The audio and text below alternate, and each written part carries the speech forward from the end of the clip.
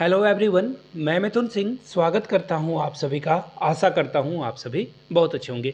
Army public school के previous year question paper को हम लोग सॉल्व करेंगे और आपको बता दूं ये जो क्वेश्चन पेपर हैं हूबहू आपके आने वाले एग्जाम में आ भी सकते हैं, नहीं तो इसी एग्जाम पैटर्न पे आपसे सवाल पूछ लिए जाएंगे। तो चलिए आज की क्लास को स्टार्ट करते हैं और वेरी फर्स्ट क्वेश्चन के साथ मैं शुरुआत करूंगा। उससे पहले आप लोगों से रिक्वेस्ट है, एक क्वेश्चन का आंसर आपको देना है, एक ही क्वेश्चन का आंसर। एक्चुअली मैं 3 क्वेश्चन पूछता हूं।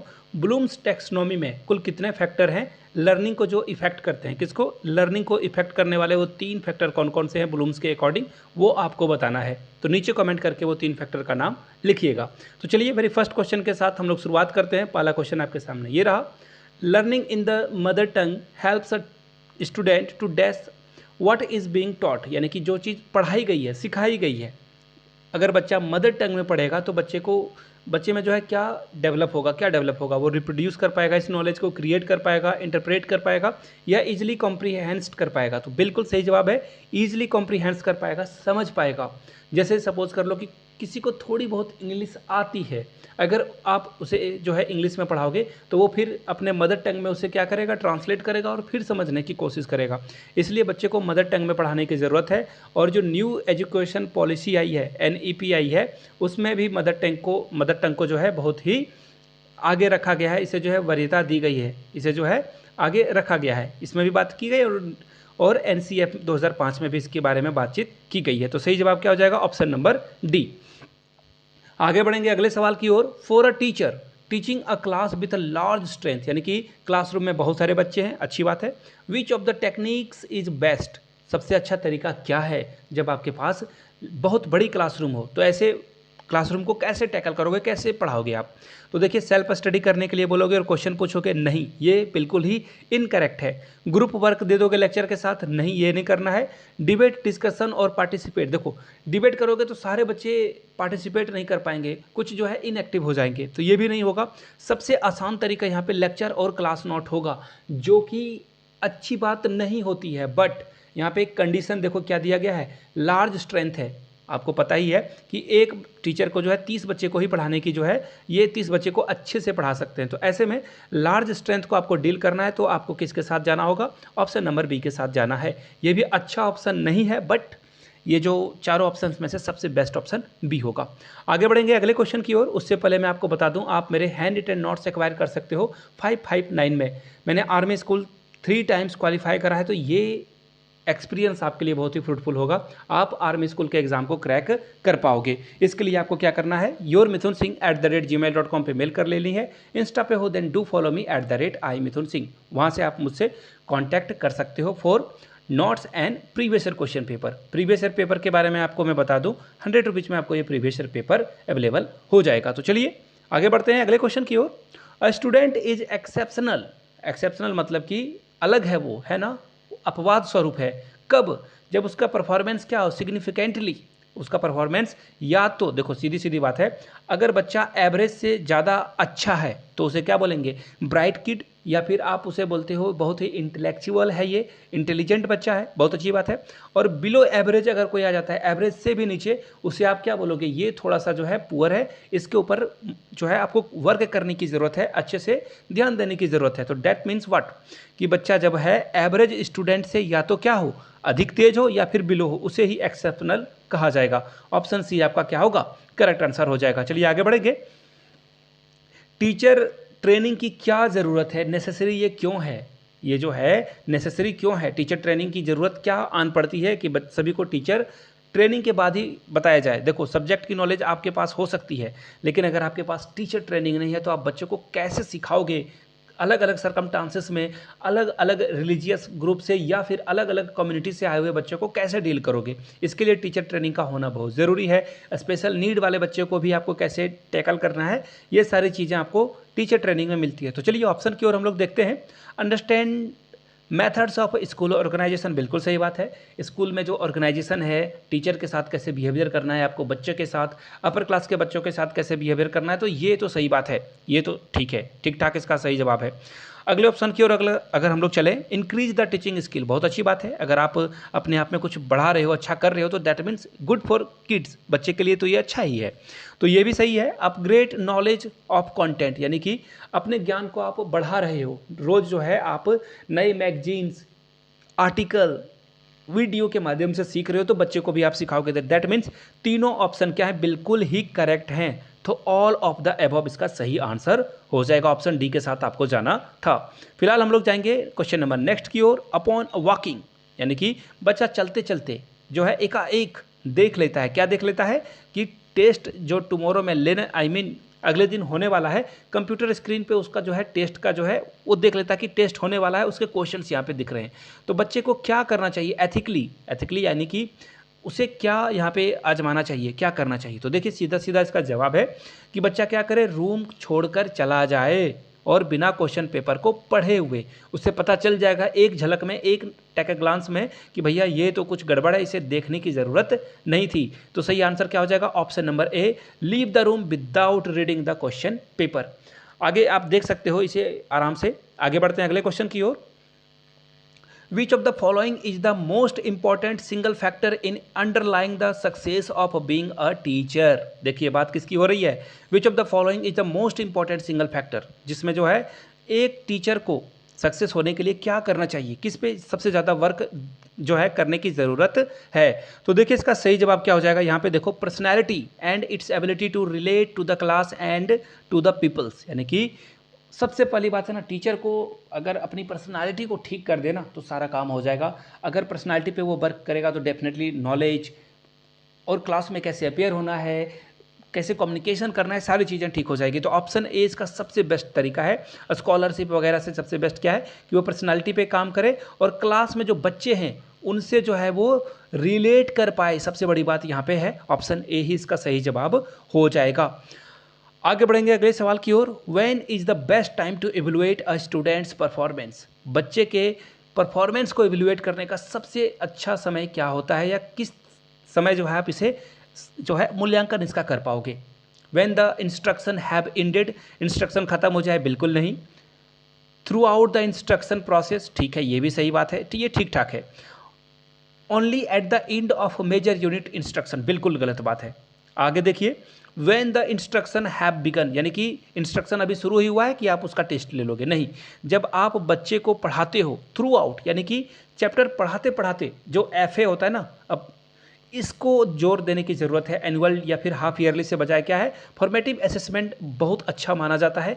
याद रखिएगा, फॉर्मेटिव असेसमेंट जब भी मिले, यानी कि फॉर्मेटिव असेसमेंट कि आपने एक यूनिट पढ़ाया और उसी समय उसका टेस्ट ले लिया, या पढ़ाते पढ़ाते आपने जो है क्या पढ़ाया उसको पूछ लिया था, that means formative assessment is always good. यहाँ पे इसका सही जवाब क्या होगा वो देख लेते हैं। Through out the instructional process, ये जो है सही जवाब इसका क्या हो जाएगा? ऑप्शन नंबर बी इसका सही जवाब हो जाएगा। चलिए आगे बढ़ेंगे अगले सवाल की ओर। अगला सवाल देखो, field study is related to, field study यानी कि बच्चा जो है रियल लाइफ में चीज़ों को सीखता है, अच्छी बात है। बच्चे को अगर एक सीड से प्लांट को ग्रो होने के पूरे समय को देखना है, समझना है, तो वो क्या करेगा? वो रियल लाइफ सिचुएशन में जाकर इसे देखेगा। गाय जो है कैसे घास चरती है, कैसे वो अपने अपने जो उसके दोस्त हैं, ऐसा आप समझ सकते हो, अलग गायों के साथ वो कम्युनिकेट करती है। इन चीज़ों को देखने के लिए क्या करना होगा? उसे फील्ड स्टडी करने की ज़रूरत पड़ेगी, यानी कि रियल लाइफ सिचुएशन में ये इन चीज़ों को अच्छे से सीख पाएगा। जैसे प्लांट के जो अलग अलग लीफ हैं, पत्ते हैं, अलग अलग डिज़ाइन के, अलग अलग शेप के होते हैं, कोई बड़ा, कोई छोटा, कोई बहुत ही छोटा होता है। तो इन चीज़ों को देखने के लिए आप क्या करोगे? रियल लाइफ एग्जाम्पल बताओगे। That means option B is the correct answer. आगे बढ़ेंगे। Which educational psychologist believe in a fact that all children have the potential to learn? किसने कहा था? फैक्चुअल क्वेश्चन है, रटना पड़ेगा कि सभी बच्चे के अंदर जो है सीखने की क्षमता होती है, पोटेंशियल होता है। इसका सही जवाब हो जाएगा फ्रेडरिक फोरेबल, डी इसका सही जवाब हो जाएगा। फैक्चुअल क्वेश्चन है, याद करना पड़ेगा, there is no second thought. आगे देख लेते हैं नेक्स्ट क्वेश्चन की ओर। नेक्स्ट क्वेश्चन आपके सामने ये रहा, you have a mixed class, यानी कि आपने जो है लड़के और लड़कियों को एक क्लासरूम में बैठा दिया, बहुत अच्छी बात है। Which method would you adopt to improve the cooperation between them? बच्चे जो लड़के हैं और लड़कियां हैं, इनके बीच में कॉपरेशन, सहयोग की भावना बढ़े, इसके लिए आप क्या करोगे? Making boy and girl share a bench, एक ही बेंच पे बैठा दोगे, इससे क्या ही हो जाएगा?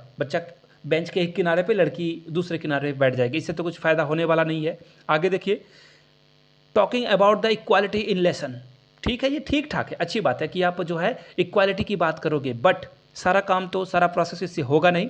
Asking parent to discuss equality, आप जो है पेरेंट को बोल दोगे कि इक्वालिटी के बारे में डिस्कस करें, ये भी ऑप्शन ठीक है, ये भी ऑप्शन ठीक है, लेकिन सबसे बेस्ट ऑप्शन देखो आपको ऑप्शन सी में मिलेगा। क्या है, यहाँ से देख पाओगे आप, setting task which have to be done together. देखो यहाँ से क्या आएगा ना, उसके अंदर कॉपरेशन की भावना आएगी। जब कोई साथ में दो अलग अलग लोग किसी काम को एक साथ मिलकर काम करते हैं तो कॉपरेशन की भावना आएगी। इसलिए बोला जाता है कि प्ले ग्राउंड में बच्चा सबसे ज़्यादा सीखता है, रूल भी सीखेगा, वो कॉपरेशन भी सीखेगा कि कैसे मिलकर जो है किसी गेम में जीता जा सकता है। That means option C is the right answer. आगे बढ़ेंगे। If majority of student in your class are weak, यानी कि आपके क्लासरूम में जितने बच्चे हैं लगभग कमज़ोर बच्चे हैं जो सीखने में थोड़ी सी उन्हें प्रॉब्लम आती है, तो ऐसे सिचुएशन में आप क्या करोगे? ठीक है, बहुत अच्छी बात है, क्या करोगे आप? तो देखिए यहाँ पे आपको ऑप्शन दिख रहेंगे ए बी सी डी, सारे ऑप्शंस को आपको अच्छे से पढ़ लेना है और यहाँ से आप चीज़ों को देख पाओगे। Keep your speed of teaching fast, बच्चे को तेज़ी से पढ़ाना शुरू करोगे, नहीं भैया ये काम तो नहीं करना है, बच्चे यहाँ पे क्या हैं, वीक हैं, इस बात का ध्यान रखना है। कीप योर टीचिंग स्लो, ठीक ठाक है, आप धीरे धीरे पढ़ाओगे। Not care about the intelligent student, यानी कि आप वीक बच्चों को पढ़ाने के लिए जो तेज है उनका ध्यान नहीं रखोगे, नहीं, आपको सभी का ध्यान रखना, ये तो ऑप्शन इनकरेक्ट है। Keep your teaching slow along with the some extra guidance to the bright people. देखो ये सबसे तरीका, ये तो ठीक था, लेकिन उससे भी बेहतर ये है। क्यों? आप स्लो पढ़ा रहे हो ठीक है, लेकिन एक्स्ट्रा गाइडेंस आप देखो, जो बच्चे अच्छे हैं, तेज हैं, पढ़ने में तेज हैं, उनको क्या करोगे, एक्स्ट्रा गाइड करके आगे बढ़ा दोगे, और जो कमज़ोर हैं उनको क्या करोगे आप, जो कमज़ोर बच्चे हैं उनको तो आप धीरे धीरे पढ़ा ही रहे हो। D is the right answer. Clear होगी बातें? आगे देखते हैं। A teacher who is not able to draw the attention of his student should.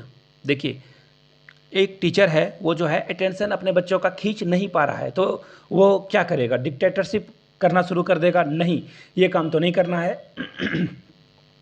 Find fault in his people, यानी कि बच्चों में जो है वो गलतियां ढूंढना शुरू करेगा? नहीं, अब जो है वो अपने पोस्ट से रिजाइन कर देगा, ये भी गलत है। वो क्या करेगा, evaluate his teaching method and improve it. बच्चा अटेंशन आपको नहीं दे रहा है, इसका मतलब है कि आपके अंदर कुछ कमी है, इसको ठीक करना है, इवेलुएट करना है, अपने टीचिंग प्रोसेस को, अपने टीचिंग मेथड को आपको ठीक करने की ज़रूरत है। सी इज़ द राइट आंसर। चलिए आगे बढ़ेंगे। Arrange the following teaching process in order, यानी कि पहले क्या करोगे बाद में क्या करोगे, ये पूछा गया है। सबसे पहले देखो क्लासरूम में आने के बाद ना प्रेजेंट नॉलेज, आज की जो नॉलेज है, जो चैप्टर आप पढ़ाने वाले हो, पहले उसने बच्चे ने क्या सीख रखा है। देखो क्लास 2-3 में भी ट्रायंगल से पढ़ाया जाता है, आगे 4, 5, 6, 7, 8, 9, 10 तक ट्रायंगल को पढ़ाया जाता है। तो आप क्या करते हो, प्रीवियस नॉलेज को कनेक्ट करने की कोशिश करते हो, प्रीवियस फार्मूलाज वगैरह जो है टीचर पूछ लेते हैं। तो ये सबसे पहले यही काम करना है, ठीक है, ये बात आपको समझ में आनी चाहिए। अब देखिए, लेकिन इससे पहले कुछ और आ सकता है क्या? हाँ आ सकता है। फॉर्मुलेटिंग ऑब्जेक्टिव, सबसे पहले आप ना इस लेसन से क्या बच्चा सीख पाएगा, ये सबसे पहले डिसाइड करना ज़रूरी है। सबसे पहले क्या आ जाएगा, ऑप्शन नंबर 4 आएगा, उसके बाद देखो ऑप्शन नंबर ए आएगा, उसके बाद देखो option number 5 presenting the material. आप जो है बच्चे को कैसे पढ़ा रहे हो वो प्रेजेंट करोगे, एंड आफ्टर दैट आप जो है क्या करोगे, इवैल्यूएशन करोगे कि बच्चा सीख पाया अथवा नहीं। उसके बाद रीटीचिंग करोगे कि बच्चे के अंदर कहाँ कमी रह गई, वो आप सिखाओगे। समझ गए?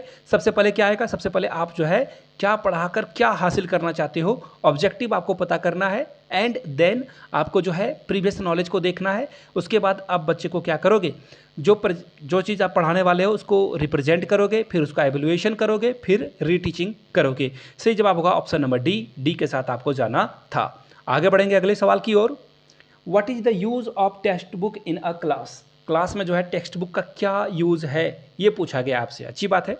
सेट न्यू स्टैंडर्ड, देखो जहाँ भी स्टैंडर्डाइज की बात आए गलत होगा।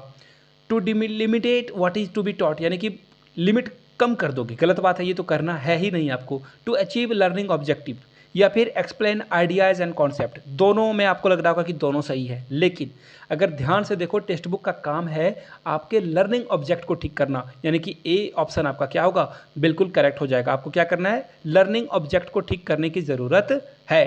फिलहाल हम लोग आगे बढ़ेंगे अगले सवाल की ओर। अगला सवाल यहाँ पे देखो क्या है, the introduction of career courses in school and colleges aim at, यानी कि कैरियर कोर्सेज जो बच्चों को स्कूल या कॉलेज में सिखाए जाते हैं, इंट्रोड्यूस किए जाते हैं, उसका क्या गोल है, क्या एम है? जीके यानी कि जनरल नॉलेज बढ़ाने के लिए बच्चे को? बिल्कुल नहीं।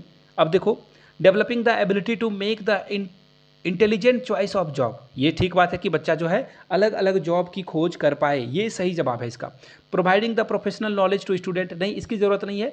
बच्चे को आप जो है डेवलपिंग कर रहे हो, उसको खुद विकसित कर रहे हो कि वो खुद से जो है इंटेलिजेंट जो है वो बन जाए और अपने पर्सनल के अपने पैशन के अकॉर्डिंग वो जॉब को क्या कर पाए, खोज पाए। तो इसका सही जवाब क्या होगा? Option number A. सेशन कैसा लगा आप नीचे कमेंट सेक्शन में जरूर बताइएगा। वीडियो यहाँ तक देख लिया आपने तो जय हिंद जरूर लिखिएगा। और जाते जाते फिर से दोहरा दूँ, 599 में आप मेरे हैंड रिटन नोट्स एक्वायर कर सकते हो। यहाँ से मेरी ईमेल आईडी आपको दिख रही होगी, yourmithunsingh@gmail.com पे मेल कर लीजिए। इंस्टा पे हो then do follow me @iMithunSingh। Video को यहाँ तक देखने के लिए आप सभी का बहुत बहुत शुक्रिया। Have a good day.